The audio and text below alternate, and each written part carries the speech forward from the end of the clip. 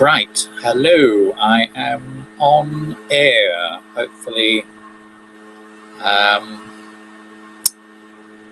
will get some viewers in the not too distant future.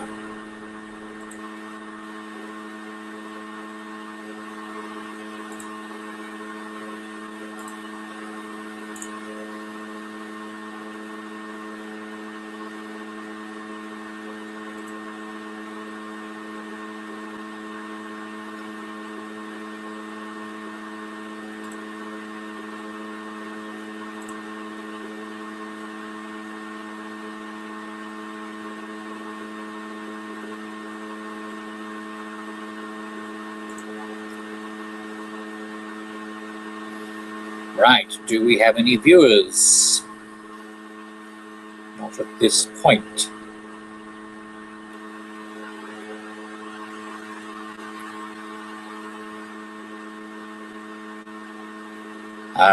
Right, I'm just waiting for people to log in for the webinar. So if you're watching this, then apologies for having just look at me while we're waiting for people to log on.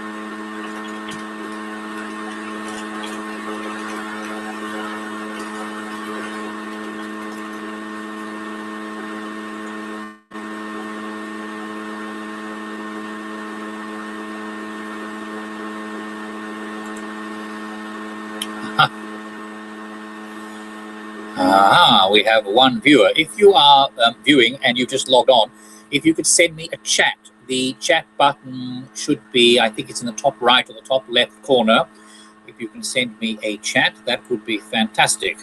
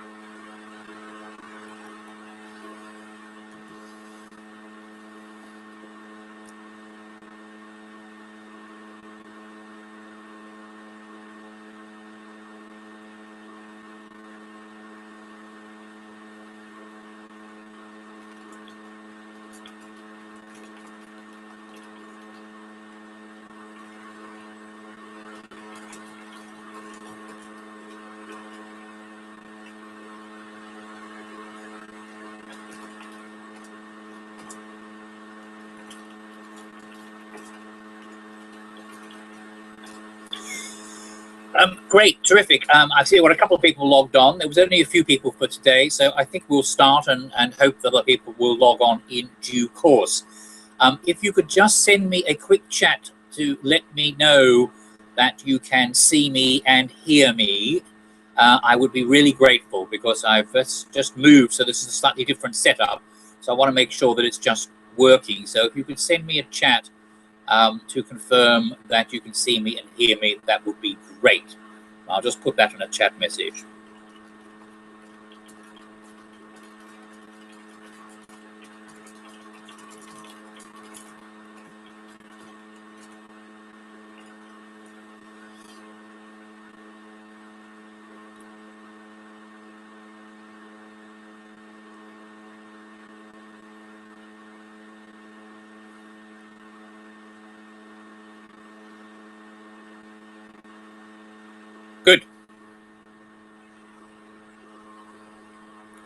Okay, well, I think it seems to be working, so we're going to start. So what I will do is hopefully you received a copy of the text that I sent you first thing this morning. I'm sorry I wasn't able to send that any earlier, but you have that first thing this morning. And so I'm going to go straight into the slide presentation.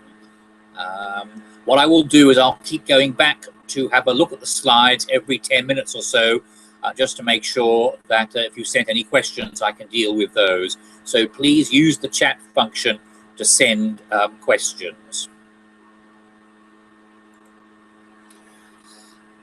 Okay, so we're looking today at the Europe for Citizens program. How to interact? Yes, please do note that you only hear me 30 seconds or so after I have spoken, so there may be a slight delay in terms of questions and responses and so on. The only button you really need to worry about is the chat button. As I've explained, you can submit a comment and I will check the chat function every so often and respond to you about that. Okay, so we're going to focus on Europe for Citizens, but just a little bit of background I think might be useful for people before we start.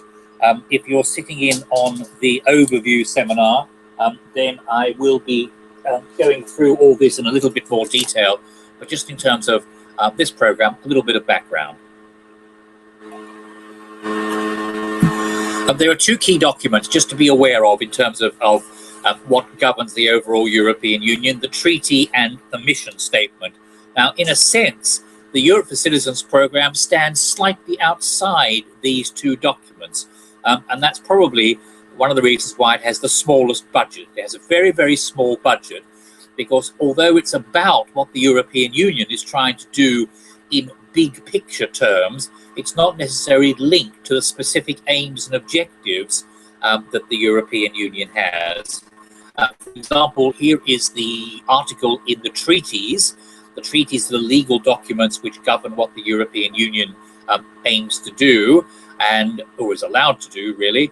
And this is Article 167, which talks about culture. Now, the Europe for Citizens program is slightly outside this, because it's much more broadly based about what the European Union is trying to achieve in terms of the bigger picture, which I'll explain when we get to the program. The other key document, which outlines all the practical goals of the European Union and is relevant to the virtually every other program apart from Europe for Citizens, is Europe 2020 document.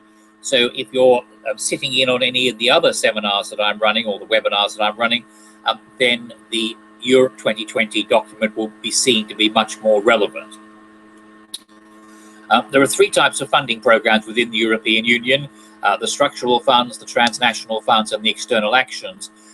The Europe for Citizens program is one of the transnational funds. In other words, it's about encouraging organizations and individuals to work together to undertake mobility projects and whatever, but it's about bringing people from different parts of Europe together to work cooperatively and collaboratively. The transnational funds take up about 15% of the overall spend of the European Union, so it's much smaller than the structural funds, but much more important and much easier to access. So that's why we do focus on those transnational programs that are relevant. Transnational funds, these are some of the transnational funds that are relevant to arts, culture, and creative industries and so on. And you'll see Europe for Citizens is in there with one of the smallest budgets. In fact, I think the actual budget now is even smaller than this one. This was the original draft proposed budgets. And when we get into the program, you'll see, I think the budget's gone down slightly. But you can see it's one of the smallest budgets, even smaller than the culture program within the Creative Europe program. Transnational have two types of grants: projects and mobility. Projects where organizational partners come together from usually at least 3 European partners and develop a project. Mobility is where individuals or a group of individuals take part in visits or exchanges. Now, Europe for Citizens, although it is one of the smaller programs, it's one of the few programs that funds both projects and mobility. The culture program, for example, only funds projects. The Erasmus Plus program also funds projects and mobility. But Europe for Citizens also funds both projects and mobility grants. So, getting straight into the Europe for Citizens program, this is the sort of practical details. Now, I put those up front because one of the unfortunate issues about the Europe for Citizens program is that there is no contact point in the United Kingdom, or no official contact point. The way that European funding works is that there tends to be an official contact point for each of these programs in each of the member states. But unfortunately, there is no contact point in the United Kingdom. So either you have to make contact with the European Commission directly, and those are the email addresses that are relevant if you have inquiries, or you can contact us. I mean, we've been looking at the Europe for Citizens program over the years. We wouldn't claim to be the world's experts, but we have a pretty good understanding of what it's all about and have been involved in writing some applications for people. So do feel free to contact us about this, particularly because there's no official contact point here in the UK. Right. This is making the statement that, as I said earlier, Europe for Citizens program exists slightly differently to the other transnational programs which have specific aims about jobs or employment or training or education or whatever it might be. The Europe for Citizens program is based on the ideals that govern the development of the European Union and encouraging civic participation in the discussions and debates about what the European Union is trying to do and trying to achieve in terms of democracy and human rights and rule of law and all those sorts of big picture things. So you'll see there at the very bottom, indeed, the budget's gone down to only 185 million euros for the 7-year period. The paragraph above summarizes, I think, quite well, promoting Europe's shared history and values and fostering a sense of ownership for how the European Union develops. This could be particularly interesting in terms of the next year or so as we work towards the apparent referendum on whether the UK should stay in the European Union. Europe for Citizens, structure, budget, objectives, and priorities. Okay, so the way in which the Europe for Citizens program works is that there are essentially two strands. Strand 1, European remembrance, and strand 2, democratic engagement and civic participation. Strand 1 is just a single strand where it provides support for projects, but you'll see that in strand 2 there are 3 sub-strands, or what they call measures, 2 of which are mobility and 1 of which is projects. And I'll explain this a bit more in detail as we go through. There's a horizontal action underpinning all of these strands, which is the magic word valorization, very popular word in the European Union lexicon. Doesn't mean a great deal in English, but what they're trying to say is it's about the promotion of good practice. In other words, analysis and dissemination of the results of successful projects. So they're very keen to make sure that every project they fund, built into that project is ways in which the results of that project will be disseminated more widely. I mean, brackets, and the European Union will be seen to be doing lots of good things, close brackets. So that's what it's all about. It's essentially 2 strands, remembrance and democratic engagement and civic participation. Now, I'm going to go through this in quite a lot more detail, obviously. That's the budget. You'll see the remembrance strand gets 20%, and the strand 2, civic participation, gets 60%. And then there's a little bit of money for the valorization, separate valorization, and money to cover the sort of running costs and so on and so forth. Under the general objectives, contribute to citizens' understanding of the Union, its history and diversity, and to foster citizenship and improve conditions for civic and democratic participation. Now, it seems to me that these are, very, very broad topics, and ones which have 2 important factors. One is that they are certainly open for cultural and arts organizations to develop activities and projects.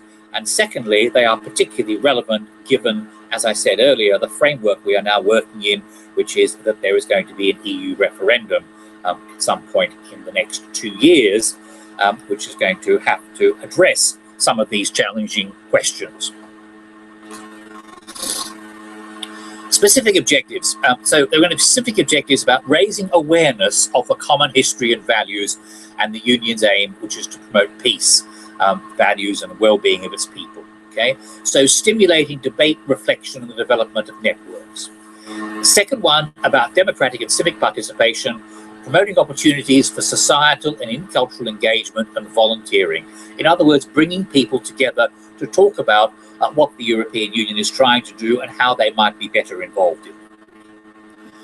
There are annual priorities. Okay, priority will be given to projects targeting annual priorities. So each year there are some additional annual priorities which focus, like for example, in the first year, one of the annual priorities was looking at the centenary of World War I, for example. Okay, and also last year, one of the priorities was also linked to the fact that we had European parliamentary elections last year in 2014. So that was another issue that was deemed to be relevant. In European, these here they are. Sorry, I forgot that I had included them. So 2014, 100th anniversary, the beginning of World War I, 25th anniversary of the fall of the Berlin Wall, 10 years of enlargement of the European Union to Central and Eastern Europe. So those were seen as being additional themes for the call for proposals in 2014. And in 2014 also for the Strand 2 democratic engagement, particular themes were the elections to the European Parliament. So there were different themes in 2015 and there will be additional themes for 2016 as well. Deadlines and start dates. Okay, Strand 1 European Remembrance, deadline 1st of March each year. So unfortunately, or fortunately, depending on how you look at it, but the 1st of March deadline obviously has passed since we're now in May. So the next deadline is not until the 1st of March in 2016. This does give you, of course, plenty of time to develop interesting projects for the March 2016 deadline. For Strand 2, there is a deadline of the 1st of March for all the sub-strands, and then an additional deadline of the 1st of September for the mobility sub-strands.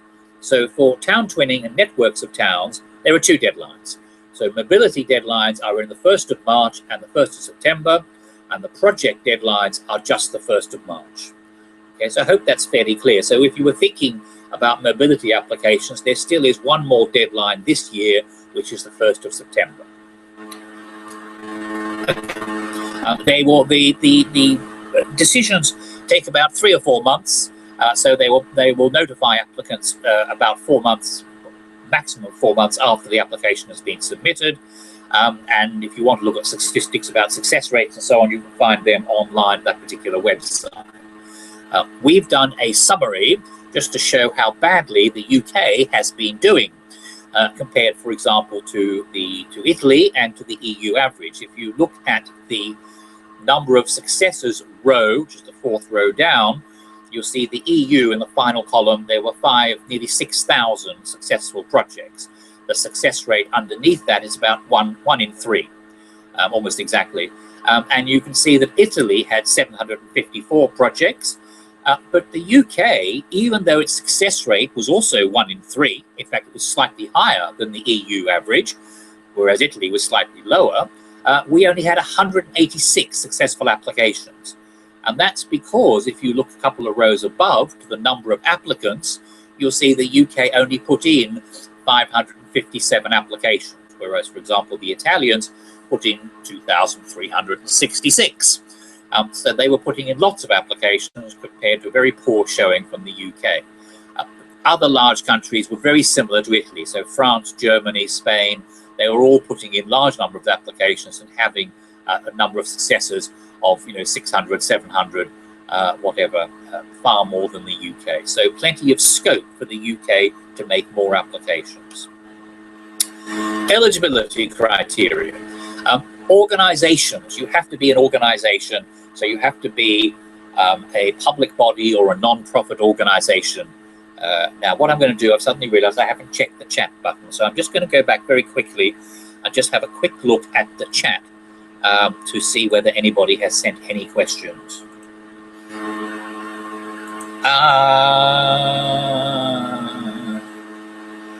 Oh dear, Nicoletta has not logged on. Oh dear, oh dear, oh dear, oh dear, oh dear.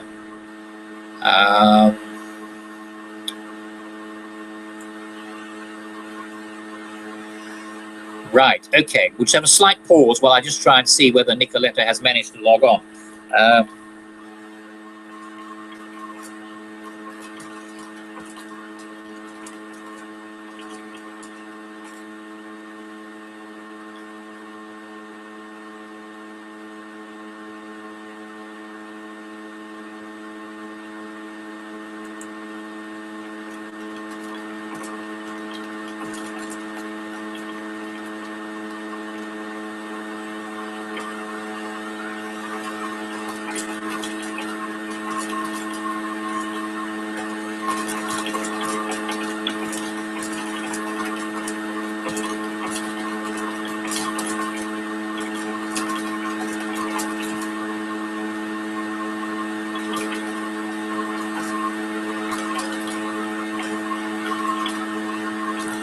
Okay, so Nicoletta has managed to log on, so all is good. So I will now go back to the presentation. Sorry about that, but I will now go back to the presentation. Hopefully, I go back to the presentation. Yes. Okay, we're now back on the presentation. All is well. Terrific. Right. To make an application, you have to be a public body or a non-profit organization. In other words, any sort of organization, providing you have some sort of legal status and you are not-for-profit. Operational capacity, you should be able to say somewhere in your application that you have some experience in running the sort of project you're applying for, whether that's a mobility or a project or whatever it might be, just some evidence of your credibility. But I have to say that this question is not exactly demanding. I mean, I think that, it's fairly flexible. And what they want to do is encourage as many sorts of organizations, even small organizations, to participate in this program. So it's not a hugely demanding requirement in terms of your past experience. So please don't be put off by anything that says here. Obviously, if you are a local authority or a significant organization, that's great. But it is also open to much smaller organizations. Right, eligible countries. Geographical balance should be taken into account. So they are less interested in projects or partnerships or mobility, which are simply between neighbouring countries. The sort of UK, Ireland would be seen as fairly dull. They're looking for you to be a bit more imaginative in terms of the way in which you might involve other countries in the project, either in terms of inviting them to come to meetings or to participate in a project. The participating countries are all the 28 member states of the European Union that are all listed there. And there are some other potential countries, but it seems to me that these countries who are potential countries have been very slow to sign up to this particular program. The last time I looked, none of them had signed up. The countries include the accession countries, in other words, the countries of the Balkans, Serbia and Macedonia and so on, and Turkey, the candidate countries and potential candidates, which is all those countries, and then the EFTA countries. This is the free trade agreement countries. This is Norway and Iceland. Now, they also, in theory, can participate, but I'm not sure that they have signed up as yet either. But if you have a question about that, then if you let me know, then we can always double check to see whether or not they have signed up. Okay, so the point here about participating countries is to try and make it not just your neighbouring countries. Right, general principles for the award criteria. Equal access. So this is very much about equal opportunities without any form of discrimination on the grounds of sex, racial or ethnic origin, religion or belief, disability, age, or sexual orientation.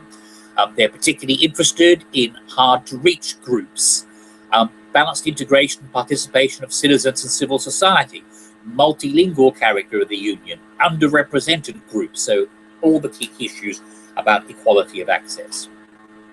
Transnationality, okay, so obviously bringing together organizations or participants, individuals from different countries. So tackling an issue from a European perspective, looking at different national points of view, bringing together people in order to do this, disseminating the results of the project across borders, maybe even further beyond just the partner countries, but making sure there is some mechanism within your project activity to spread the word. Now, this is obviously a little bit easier in the days of the internet and social media and so on, but that must be built into your project as well. Strong local dimension. In other words, there must be some evidence that the way in which your project is going to work on the ground in your country or in the member states that are the partners countries is going to involve citizens in a strong and active and proactive way. Intercultural dialogue, citizens of different nationalities and different languages, awareness of the richness of a cultural and linguistic environment, mutual understanding and tolerance. This has obviously links to immigration and minority communities and so on and so forth, all important issues that can be addressed within this particular program. Volunteering. Volunteering is also a particular issue that they're very keen to support and to foster, the way in which individual citizens can volunteer to be part of civil society. Okay, specific award criteria. Now, the way in which European funding programs work these days is that there are 3 or 4 standard criteria that obviously are interpreted slightly different depending on the particular project that's involved, but there are 3 or 4 standard criteria that apply across the various programs. I think this just really summarizes. I don't think there's and there's a scoring system. So what we do know these days, which makes it much better than it used to be, is we know the scores for each of these different criteria. So when they publish the award criteria will then, it's clear what you need to address in your application form, and it's clear the different sort of priorities they attach to the different award criteria, because they will give you the scores. So, for example, here there are a number of criteria for Europe for Citizens, and you'll see the first one, consistency with the objectives of the program.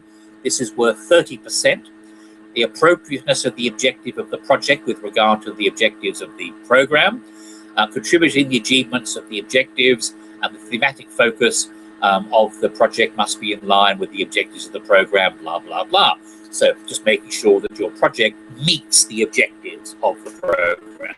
The second criteria, which is worth 35%, so a bit over a third, is about the quality of the plan of the project. Okay, the activities must be appropriate, there must be coherence, it must be effective in terms of doing things at a reasonable cost, there must be a European dimension, they should, if possible, gather different types of organizations, do different types of activities, and they could use new working methods, innovative activities. Those are very interesting opportunities. I mean, they are looking for innovation if they possibly can. The third criteria, worth 15%, is about dissemination. So the ways in which you are going to exploit and disseminate the results, if possible, to create a multiplier effect among a wider audience, to allow the transfer and exchange of the results. So, this is all quite straightforward. And finally, criteria number 4 is the impact and the involvement of citizens. So, the outreach, the impact of the particular project, the sustainability, if it's going to have middle or long-term effects, giving people the possibility to engage actively in the project itself, a balance between citizens who are already active and those which are not yet involved, and involving citizens from underrepresented groups. Okay, individual strands for the award criteria. So let's look at the actual individual priorities. Before we do, I'm just going to go back and just check once more to make sure that everybody is still with me and that there are no questions that have come in. Nope, we're all good. Okay, I'll keep going. Would keep going if I get back to what I was looking at. Okay, individual strands. So, European remembrance. So this is interesting because if you look at this, you'll see the first paragraph here, projects reflecting on the causes of totalitarian regimes in Europe's modern history, Nazism, the Holocaust, fascism, Stalinism, and so on. This was the standard criteria. It has, however, been expanded, and you'll see the second bullet point now talks about other defining moments and reference points in recent European history. With reference to actions which encourage tolerance, mutual understanding, intercultural dialogue, and reconciliation, move beyond the past, build on the future. Different types of organizations, different types of activities, citizens from different target groups and transnational.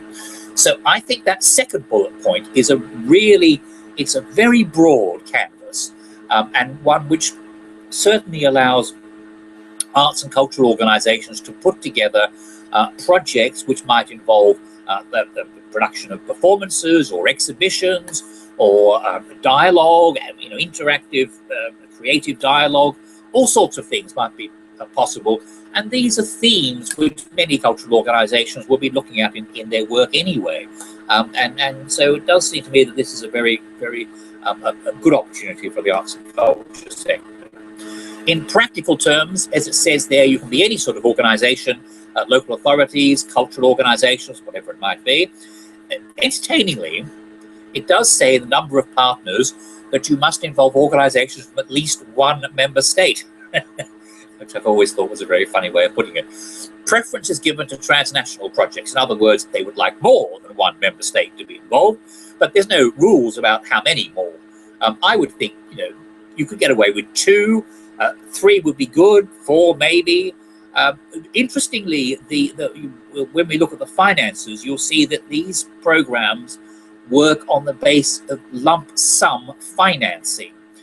So there are quite simple financial rules and regulations, which are depending upon the number of people involved and the number of countries or the number of member states or participating eligible countries. So the more you have involved and the more countries you have involved, the higher the grant. Okay. Maximum eligible grant for a project is €100,000. So the maximum you can get out of this. So it's small scale projects. Okay. And again, you could do a significant project involving just 2 countries with €100,000. Activities must take place in any of the eligible countries, and the maximum project duration is 18 months. This is an example. This was a play done by a company in Edinburgh a few years ago. The first to go theatre play centered on the Holocaust and disabled people, residents of people in a sanatorium. It toured to venues in Scotland and England, and they involved their partners by inviting European partners to participate in the performances in after-show discussions and so on. So that was the way in which that was a sort of transnational project. So again, the element of transnationality is quite broad. There were 2 successful UK projects in the first call in 2014. The results for 2015 aren't out yet. The Imperial War Museum, Positive Propaganda, they were successful, which was good to see, cultural project. And another organisation, an educational association, with 2 successful UK projects in 2014. Okay, strand 2, democratic engagement and civic participation. So this is civic participation in the broader sense, so enabling people to have opportunities to participate in or be more aware of and then participate in the way in which the European Union works and what it's trying to do.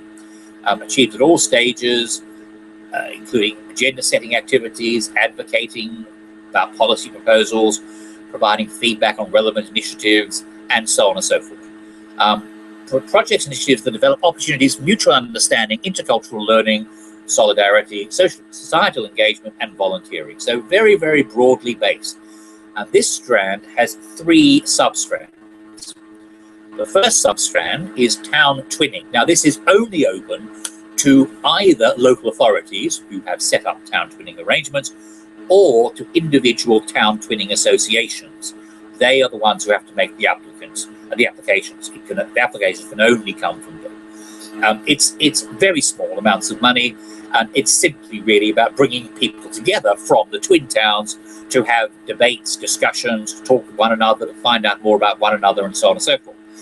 In this context, I mean, for example, I can imagine that it might be interesting to put an application in where you invited people from a twin town to come and talk about their experiences of being members of the European Union, and to put that in the situation of meeting people in the UK who might be less enthusiastic about being members of the European Union. So it's an interesting opportunity, but it's quite small scale. As I said, towns and municipalities or their town twinning committees.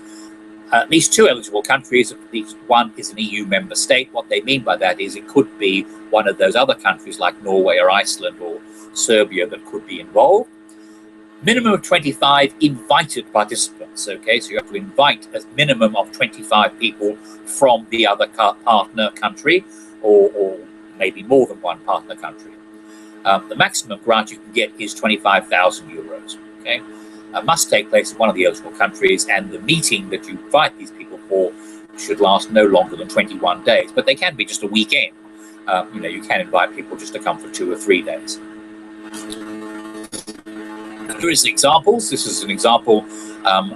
This was between Poland, I think, and Germany. So towns in Germany and Poland who were twinned together, exchanged people and activities and so on and so forth. The museum organized a conference, the library organized an exhibition, and so on. So, they brought people together and explored some of these issues that are relevant to the program. UK-led projects. These are just general projects. I haven't particularly picked out ones that have particular cultural focus, but these are some examples of UK-led projects that were successful in 2013. Okay. Networks of towns. Municipalities and associations working together on a common theme may develop networks of towns. Now, it does seem to me that providing you have the support of the local authority, it's fairly simple just to set up a new network of towns. So, if you were an arts organization working in a particular field or theme in puppetry or disabled rights or whatever it might be, and you found other similar organizations in other towns, you could sort of form a network of towns. And on the basis of that, then make an application for some money to bring people together from that network of towns to meet and get together and have discussions and debates and so on and so forth. Again, it's small amounts of money. It's not sort of enough money to do major projects, but it'll be enough money to bring people together in some way. You really should get some sort of support from the local authority, and I don't mean financial support, although that might be good, but I meant, the local authority should endorse your network of towns, or the local authorities of the various participating towns should endorse this network, and you should be able to sort of say, yes, we have the support of our local authority and the partners' local authorities for our particular network, and they're very keen to see this network happen and people to come together. Practical, so you can see there, it can be towns, municipalities, town twinning again, any other levels of local authorities, federations, and non-profit organizations. When it says representing local authorities, that's a fairly broad definition of representing. What they really mean is non-profit organizations who have the support and endorsement of local authorities. Okay, so, and as it says there, non-profit civil society organizations can be partners. There must be at least 4 eligible countries, so 4 who participate there. The invited participants must be at least 30% of all the people taking part. So of all the people who are sort of taking part in the project, 30% must be from other countries to that particular country. The maximum eligible grant is 150,000 euros, and you must do at least 4 events per project over a course of no more than 2 years. I think that's all fairly straightforward. I'll talk about the financial aspects of this in due course. This is an example of a project which brought together Northern, Southern, Eastern Europe citizens, looking at the place of culture in tomorrow's Europe. This was a few years ago, this particular one happened. You'll see quite a large number of participating countries, France, Germany, Belgium, Spain, Greece, Malta, Portugal, UK, and also it involved Tunisia. So they had debates, and they had a large European forum, and they produced a document about the views of all the people who participated in this particular project. UK-led projects over the last 7-year period. These are some of the examples of local authorities and other organisations. You'll see no cultural organisations were involved in this particular strand so far. Civil society projects, in other words, projects which are looking at these themes as well. So rather than being mobility activities, this is actually managed to develop a project, particularly projects which focus on issues related to what the European Union is trying to do, or member states' relationships with the European Union, and so on. Stimulate and organise reflection, debates, or other activities, promote concrete solutions, long-lasting networking between many organisations active in the field. So I think this could be a really interesting application. These two of the following activities: promotion of societal engagement and solidarity, gathering of opinions, volunteering. So this is very open as to exactly what you decide to do. Activities which promote debate, campaigns, actions, gathering of opinions, volunteering activities, and so on and so forth. Applicants can be any sort of non-profit organisation. They can be partners, can be other non-profit organisations. Must be at least 3 eligible countries, of which at least 1 is a member state. You can get up to 150,000 euros for this. Must take place in any of the eligible countries, and the projects can last for up to 18 months. So again, fairly broadly based. This is an example of a project. This has got a very small grant, this one, only 20,000 euro for this particular project. I think this project was probably going to happen anyway, and they just applied to get a bit of extra funding from the European Union. International playback theatre activity, the EU migration, a very important theme, which was about facilitating EU immigrants' integration into society. And they had members from Lithuania, Ireland, and Great Britain who did performances at communities of local people, and also particularly focused on Lithuanian immigrants in Ireland and Great Britain. Okay. Examples of UK-led projects in the last few years. These are the sorts of projects, none that are particularly strongly culturally focused at this stage, but there's absolutely no reason why they couldn't be.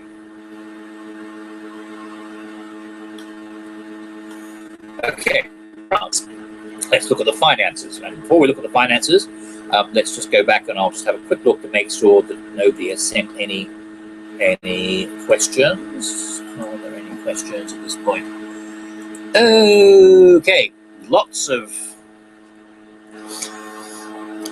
questions. Okay, Karen, you have lots of questions. First question: could I involve non-twin cities as well as twin cities participate in Strand 2.1? I don't think so. I think Strand 2.1, it's really tiny amounts of money, and I think it's simply to bring together people from the twin towns. If you want to bring together somebody who wasn't part of your town twinning arrangement, you could do that, but the commission money wouldn't pay for it. Okay, the town twinning is specifically focused on town twinning arrangements that already exist.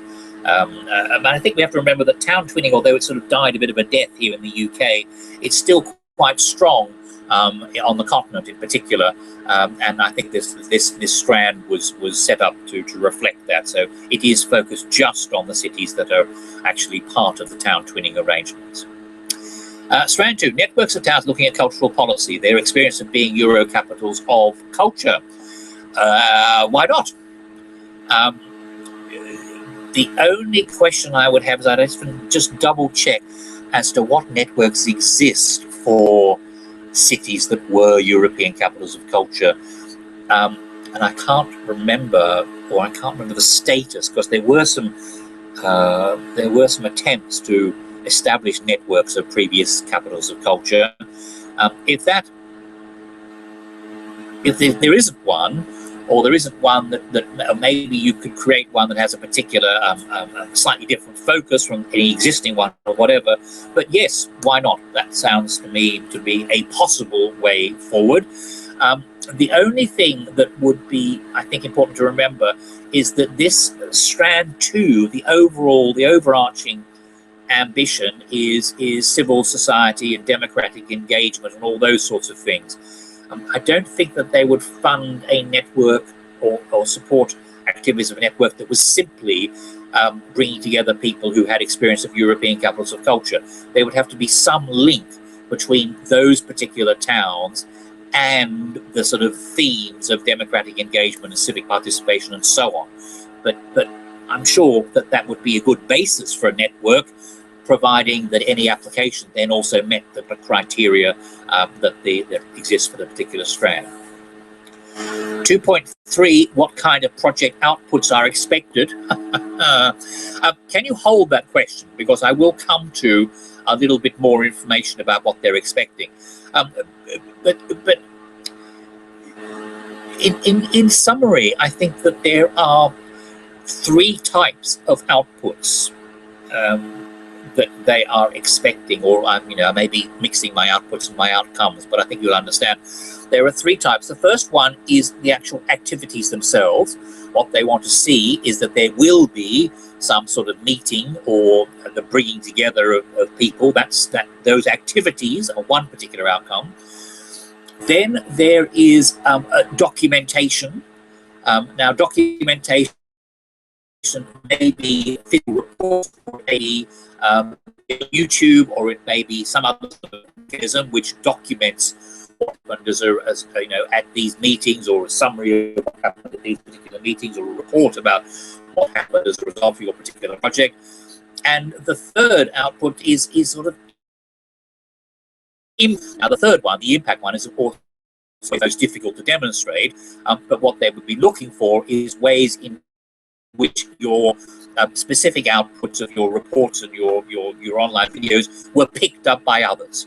So the more you can sort of say, well, that we were able to get even if it was just a brief report on your local news bulletin on TV or radio, that would be another output. Any sort of dissemination that broadens across other European countries, even if that is less of an impact but more of an activity. So, for example, what I mean by that is if you circulated your report or promoted your website more broadly across Europe and could then demonstrate that people had received it and had responded to you, or had engaged in an online blog or whatever it might be, anything along those sorts of lines. Okay. I hope that makes some sort of sense, but I'll come back to those questions if you need further answers. Let's just go back now to the screen. Okay, grants. Okay, action grants and operating grants. Forget operating grants. We're not talking about operating grants. We're talking about action grants, which are grants for the projects. In other words, limited lifetime during which the activities are implemented. Lump sum financing. So one of the reasons why we are very keen to push these is that lump sum financing operates. Lump sum financing means basically there's no detailed budget to be prepared. You simply are given funding, and you can see there's a schedule at the back of the document that I sent you first thing this morning, which outlines all the lump sum arrangements. So they will simply give you money based on a certain number of key factors, and the number of people participating, the length of the project, the number of countries, and so on. So it's a sort of formula. So depending on all those factors of number of countries and people and distance and so on and so forth, you could then get money which covers all these costs. So staff costs, travel and assistance, rentals of rooms, communication, dissemination, coordination, costs of research, and so on and so forth. All of this is covered through lump sum financing. For town twinning, the lump sum is based on the number of participants invited. So the people who are coming over, other than the country hosting the twinning, so if you're inviting 25 people, you will get a certain amount per these people, depending on where they're coming from. For the other strands and measures, number of participants, number of countries, number of events. So depending on what you're planning, you put together a budget simply based on these factors and press a few buttons, and out will pop the total amount that you could then apply for. Quite straightforward, okay? They have 5 requirements. The lump sum is based on, the reason they've introduced lump sum is for these particular reasons. I love the first one, unicity. I've never heard that word before until I came across this particular program. So unicity, simplicity, transparency, equality, and efficiency. In other words, it allows everything to be more straightforward. And it does. I mean, it's a fantastic system. And interestingly, lump sum financing is being introduced across a number of funding programs.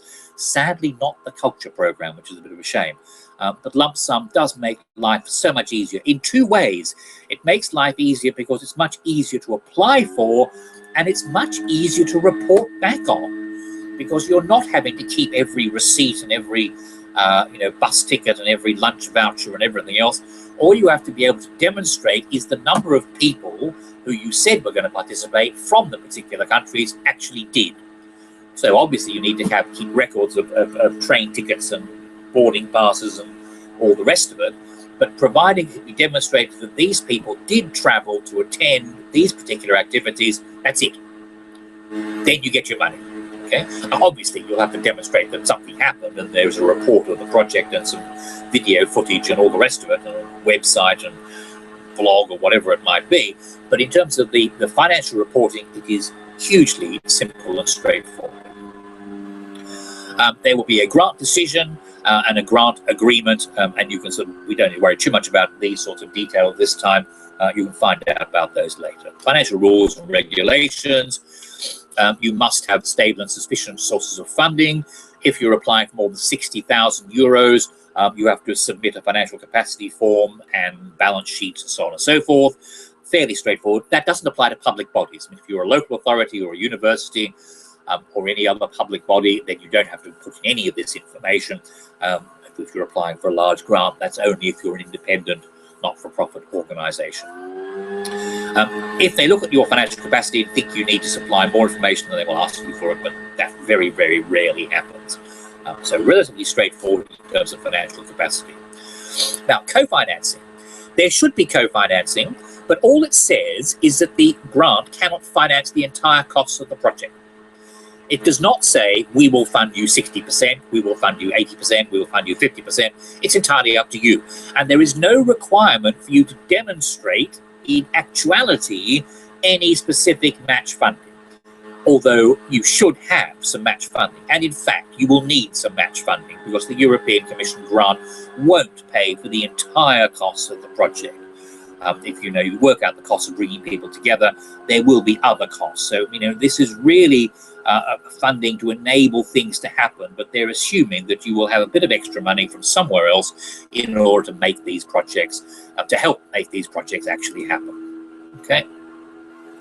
The only other additional funding you can get is that for the project strand, so strand 1, remembrance, and 2.3, civil society, you can get a bit of money for preparatory activities. In other words, some additional research or preparatory activities to put this project together. You can get a bit of funding for that. Again, based on a lump sum principle.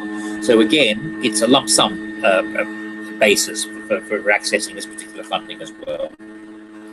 You can only get one particular grant from the EU for your particular project, so you can't apply to lots of other different EU programs, and you can't make a profit. Fairly straightforward. That's essentially what those 2 notes are saying. No profits are being made. They won't give you money for projects that have already happened or for activities that already happened. So you have to choose your start date. That is at least after the 4 months it will take them to make a decision. This is all explained quite clearly.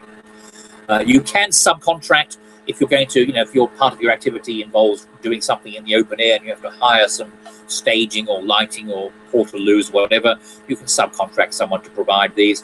If it's a large amount of money, you have to go through the appropriate subcontracting procedures of getting several quotes and so on. None of that. Please don't be put off by the fact that they have this big section on subcontracting. It's all quite straightforward. Pre-financing, they will give you some money in advance even. Not for the town twinning, because it's such tiny amounts of money, but for the networks of towns, European remembrance and civil society projects, they give you up to 50% within 30 days of the signing of the agreement. So within 30 days of signing the agreement, you'll get 50% into the applicant's bank account. If there's any problems with your financial capacity, there may be issues about pre-financing guarantees and so on and so forth. Let's not worry about that detail. This doesn't apply to public bodies either, so not relevant to local authorities and so on. You can make changes during the course of the project. You can postpone it. You can make a change to sort of make it run a bit longer. You can do all sorts of little bits and pieces. You can't change the main activities and the main concept, but you can write to them and get permission to make some changes during the course of the project. Final reporting has to be submitted within 2 months, and you must send any other sort of annexes and justifications and so on and so forth, which will be, they won't be necessarily financial. They'll be about demonstrating, the outputs and the outcomes and so on of your particular project. Final payment will not go up. It may go down if they decide you don't need as much money. That's fairly rare in this particular strand, but they do make the caveat that they don't, that if they feel that you haven't satisfied all the criteria, then they reserve the right to give you less money at the very end. 1 in 10 projects are subject to audit. So just to be aware that do obviously, although you don't need to keep every bus ticket, you do need to make sure your records are kept well. Visibility and publicity. Just one point is that the results of these projects are, in a sense, also owned by the Commission, and providing it doesn't breach confidentiality, they have the right to sort of disseminate and promote the results of any project. Beneficiaries, anybody receiving money from the European Union, must clearly mention in all their promotional and press releases and everything else that they've got money from the European Union. They should display the logo. They should be doing everything possible to get the maximum amount of media coverage and so on and so forth. And the Commission, on the other hand, will also publish details of successful projects and so on their own websites. And that's simply making clear that's what they do. If there's some reason why you don't want that to be published, if you're working with refugees or asylum seekers or something, and they didn't want themselves to be publicly acknowledged, then there are ways in which you can get around that. Valorization. So this is all about carrying out activities aimed at making the results more visible, better known, and sustainable. Promotional citizens' involvement activities, and so on and so forth. All of these things that cultural and arts organizations do them all the time. There's nothing particularly peculiar there.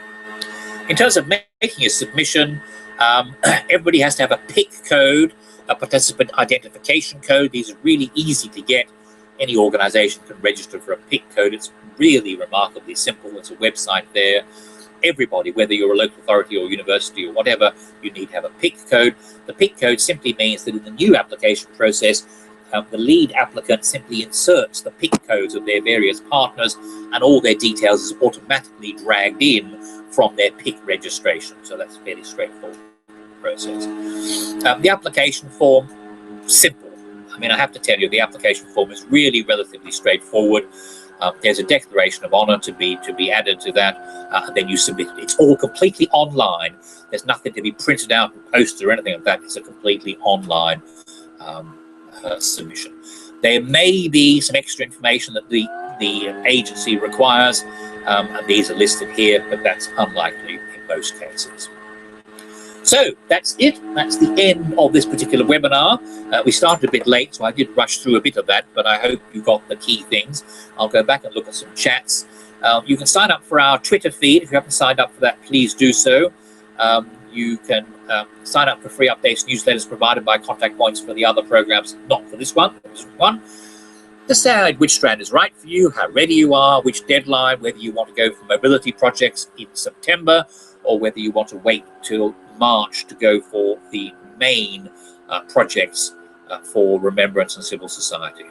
Really good idea, and get your partners organized. These are the key steps. This is information we provide, and obviously we provide additional services for our members. And in the case of Europe for Citizens, we will try and give a bit more information. Obviously, depending on how much information you need, we may have to charge a small fee to do that, but we do help people write applications and develop projects and so on if that's necessary. Thank you very much. That's it. I'm now going to go back and look at the chat, and I will stay online for a little while to see if anybody has any particular questions. Right. Okay. Nicoletta. Okay, I hope, Nicoletta, I think I might have answered that question about the lump sum payment. I did make the point that there's no lumps, that you get some of the money in advance for, not for the town twinning meetings, but for the mobility of towns and the project strands, remembrance and civil society. You get 50% within 30 days of the signing of the contract at the beginning of the project. So you do get 50% in advance for those strands. Karen has asked, is preparatory activity grant on a rolling program or set deadlines? Preparatory activity grants are linked to the main grant, so it's not a separate application. It's just that if you are putting in for a project, then you can also include in your application a bit of extra money for preparatory activities. But the same principle applies to this. Preparatory activities would have to start, after the key dates that are given. So if your deadline is in March and you're not going to know till April, May, June, July, then you may choose a start date in September, and then you would do your preparatory activity September, October, November perhaps, and then your real project would start December, January, whatever. So it's all part of the one project period. It's just for the projects you can also expand your application to include additional money for preparatory activities. I hope that's clear. Please do tell me. I know there's a 30 or 40-second time delay, so you're probably still waiting, you're still hearing what I've just said, but please do ask any other questions. And do feel free that if you have questions after this is all over, you can email me. Karen, I think you are down the road in Leeds. I'm based in Manchester. I mean, if you wanted to sort of meet up to discuss these, I'm very happy to pop over to Leeds sometime if you wanted to sort of go through this in any more detail. Okay, so I'm just going to hang on here now for a little while to see if there are any more questions.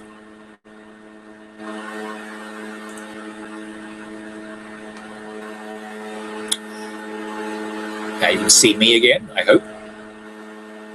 I need to move the banner stand. At the moment, all you can see is my head. Can't see the fact that Euclid.